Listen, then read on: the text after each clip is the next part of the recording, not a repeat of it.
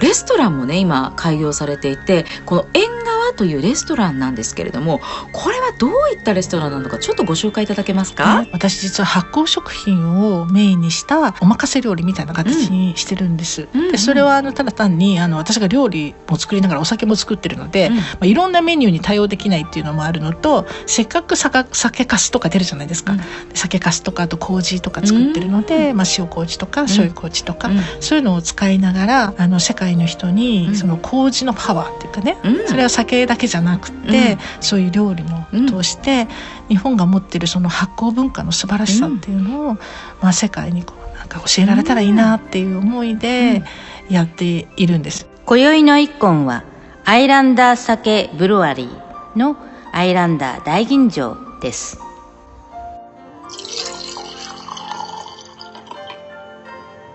それでは乾杯。乾杯。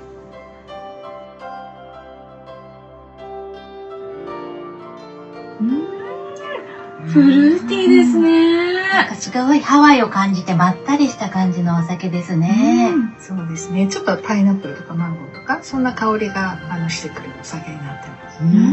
とっても美味しいです。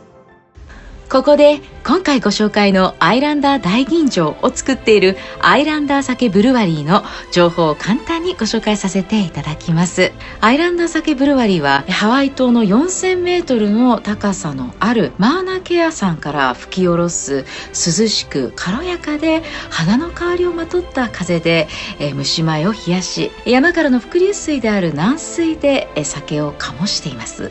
温暖な気候ではありますが、なるべく自然に負荷をかけない酒造りを目指しているということなんです。暑いからこそ工夫するっていうのがやっぱり日本人の精神ですね、なんか知恵をね出して、そういういろんなことで実はハワイにある酒蔵が始めたことが今の日本のお酒造りのその元になってるというかが実はいっぱいあるんですね。それがハワイから伝わって日本の酒造りに応用されているっていうことを知って、でそれはもう私酒好きだし、なんか使命感というかこれは後世に伝えていきたいなというふうに思って、それもあってじゃあ私酒蔵作っちゃうみたいな感じで、ちょっとなんかビジネス的にというよりはただのパッションかもしれないんですけど、始めたんです。